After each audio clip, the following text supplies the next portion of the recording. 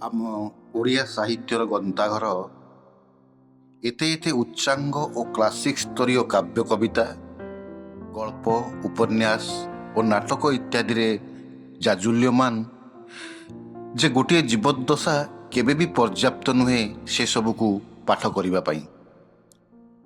ସୌଭାଗ୍ୟକୁ ବେଳେବେଳେ ଏମିତି କିଛି ପଙ୍କ୍ତି କଦାଚିତ୍ ଭେଟ ହେଇଗଲେ ବାଟରେ ଘାଟରେ ଆନନ୍ଦ ରସରେ ଆପ୍ଲୁତ ହେଇଯାଏ ମନ, ପ୍ରାଣ, ହୃଦୟ, ଶୀର୍ଷିରେଇଯାଏ ଲୋମ ଲୋମ।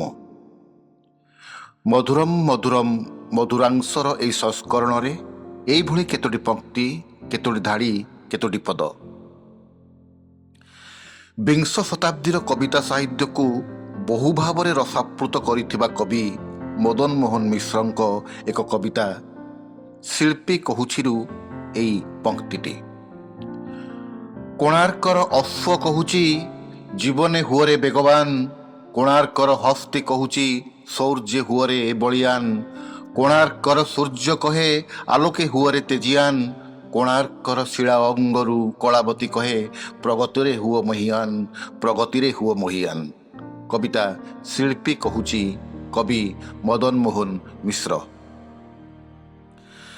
ରମେଶ ଚନ୍ଦ୍ର ବେହେରା ସମକାଳର ଏକ ବହୁ ପରିଚିତ ସ୍ୱର, କବିତାରେ, ଗଦ୍ୟ ସାହିତ୍ୟରେ, ନାଟକରେ ବି। ତାଙ୍କର ଏକ ନାଟକ କଳଙ୍କିତ ଚନ୍ଦ୍ରରେ ଏଇ ଦୃଶ୍ୟ ଅନ୍ତରାଳ ଗୀତରୁ ପଦୁଟିଏ।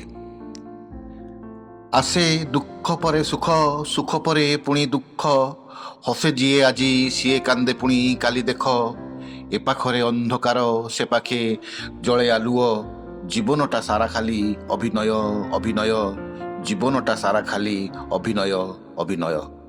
ନାଟକ କଳଙ୍କିତ ଚନ୍ଦ୍ର, ନାଟ୍ୟକାର ରମେଶ ଚନ୍ଦ୍ର ବେହେରା।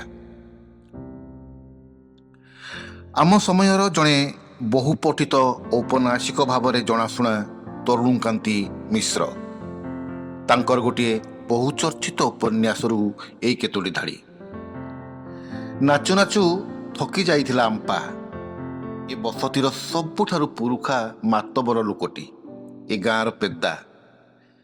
ସେ ବସି ପଡ଼ିଲା ମାଟି ଉପରେ, ଧଇଁ ସଇଁ ହୋଇ ସେ ହସୁଥାଏ, ଯେମିତି ଭାରି ମଜା କଥାଟିଏ ତାକୁ ଜଣା, ଯାହା ପଚାରିଲେ ଅବଶ୍ୟ କହିଦେବ ବିନା ଭୂମିକାରେ। ଉପନ୍ୟାସ ଶରଦ ଶତମ, ଔପନ୍ୟାସିକ ତରୁଣକାନ୍ତି ମିଶ୍ର।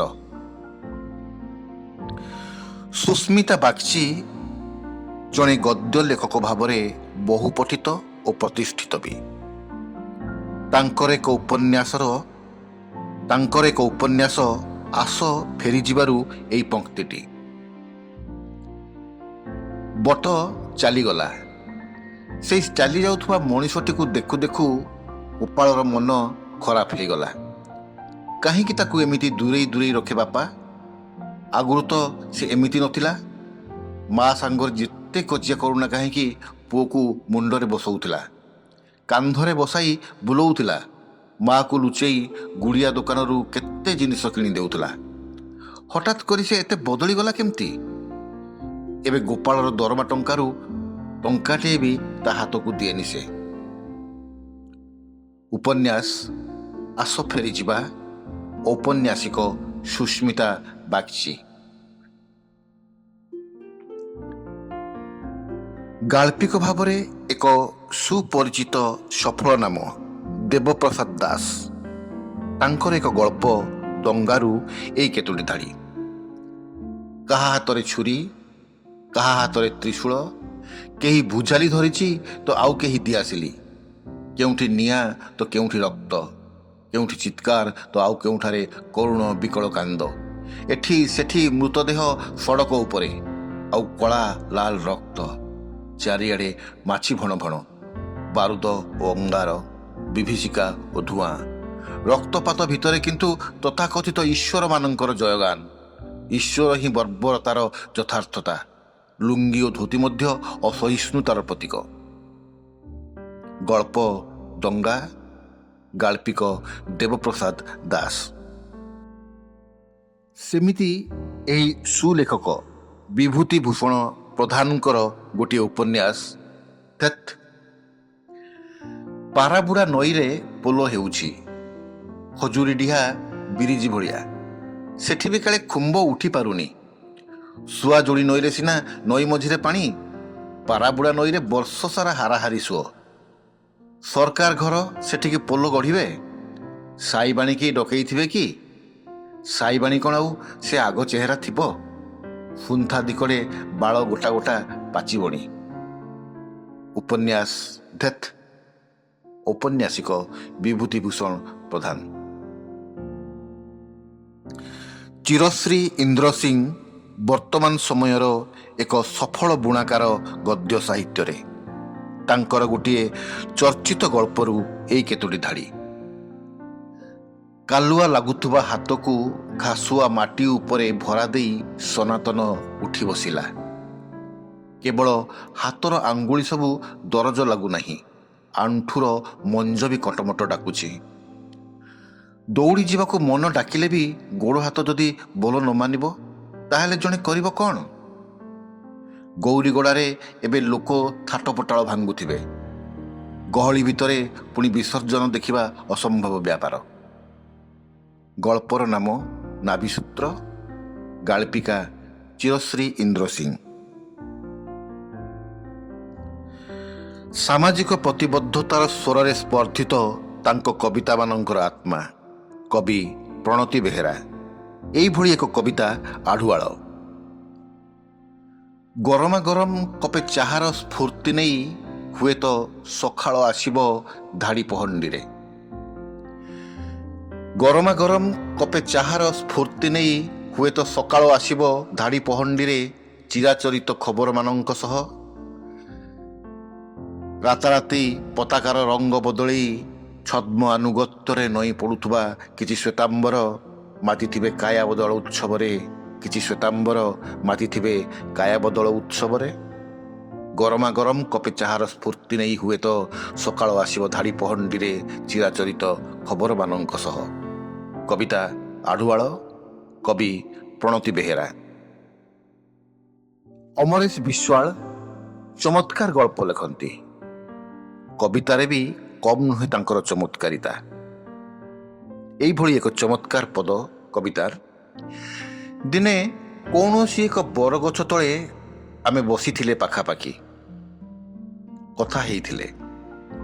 ଦିନେ କୌଣସି ଏକ ବରଗଛ ତଳେ ଆମେ ବସିଥିଲେ ପାଖାପାଖି, କଥା ହେଇଥିଲେ। କଙ୍କି ହୋଇ ଉଡ଼ିବା ପରସ୍ପରର ପରକୁ ମିଶେଇ। ସ୍ୱପ୍ନ ସବୁ ସାପ ହେବା ପୂର୍ବରୁ ସେମାନଙ୍କୁ ଫୋଲ୍ଡର ଭିତରେ ପୂରେଇ ଫିଙ୍ଗିଦେବା ଡଷ୍ଟବିନ୍କୁ। ସ୍ୱପ୍ନ ସବୁ ସାପ ହେବା ପୂର୍ବରୁ ସେମାନଙ୍କୁ ଫୋଲ୍ଡର ଭିତରେ ପୂରେଇ ଫିଙ୍ଗିଦେବା ଡଷ୍ଟବିନ୍କୁ। କବିତାର ନାଁ ରିଜଲ୍ୟୁସନ୍, କବି ଅମରେଶ ବିଶ୍ୱାଳ।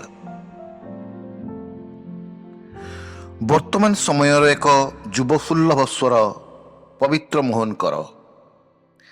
ଆମେ ନୂଆ ବର୍ଷର ଜିରୋ ନାଇଟ୍ରେ ଉଲ୍ଲାସରେ ମଗ୍ନ ଥିଲାବେଳେ ସେ କେମିତି ଦେଖନ୍ତି ନୂଆ ବର୍ଷକୁ। ସେଦିନ ବି ହରଣ ଗୁଣନ ମିଶାଣ ଫେଡ଼ାଣର କ୍ଳାନ୍ତିକର ଖେଳ ଚାଲିଥାଏ। ସେଦିନ ବି ହରଣ ଗୁଣନ ମିଶାଣ ଫେଡ଼ାଣର କ୍ଳାନ୍ତିକର ଖେଳ ଚାଲିଥାଏ। ନୂଆ ବର୍ଷ ନିଶବ୍ଦରେ ଆସି କ୍ୟାଲେଣ୍ଡର ବଦଳି ଫେରିଯାଏ। ବାକି 364 ଦିନର ଘୋଷାପଦ ସମୟ ଗୁଣୁଗୁଣଉଥାଏ। ବାକି 364 ଦିନର ଘୋଷାପଦ ସମୟ ଗୁଣୁଗୁଣଉଥାଏ। କବିତା ନୂଆବର୍ଷ, କବି ପବିତ୍ର ମୋହନ କର। ବର୍ତ୍ତମାନ ସମୟର ଏକ ସ୍ପର୍ଦ୍ଧିତ ସ୍ୱରର ଉଚ୍ଚାରଣ ବୋଧହୁଏ ରଶ୍ମି ସାହୁ, ଯାହାଙ୍କ କବିତାରେ ସମୟ ହିଁ ପ୍ରମୁଖ ଚରିତ୍ର ଓ ସାମାଜିକ ପ୍ରତିବଦ୍ଧତା ହିଁ ମୁଖ୍ୟ ଚିତ୍ର। ତାଙ୍କର ଏକ କବିତା ମାଟି ଦେହରୁ ଏଇ ଧାଡ଼ିଟି। ଭୁଲି ଭୁଲି ଯାଉଥିବା ଦୁଃଖମାନଙ୍କୁ ବୋଧେ ଆକଣ୍ଠ ଗର୍ଭସ୍ଥ କରନ୍ତି ଈଶ୍ୱର। ଭୁଲି ଭୁଲି ଯାଉଥିବା ଦୁଃଖମାନଙ୍କୁ ବୋଧେ ଆକଣ୍ଠ ଗର୍ଭସ୍ଥ କରନ୍ତି ଈଶ୍ୱର। ତେଣୁ ଲଣ୍ଠନ କାଚରୁ ଧୀରେ ଧୀରେ ପୋଛି ଦେବାକୁ ହୁଏ ଗଲା ରାତିର ଅନ୍ଧାର। ତେଣୁ ଲଣ୍ଠନ କାଚରୁ ଧୀରେ ଧୀରେ ପୋଛି ଦେବାକୁ ହୁଏ ଗଲା ରାତିର ଅନ୍ଧାର। କବିତା ମାଟି ଦେହ, କବି ରଶ୍ମି ସାହୁ। ବିଶ୍ୱାସ ମନକୁ ଛୁଇଁଥିବ ଏହି ସଂସ୍କରଣର ଏହି ଉପସ୍ଥାପନା ମଧୁରମ୍ ମଧୁରମ୍ ମଧୁରାଂଶ। ନମସ୍କାର।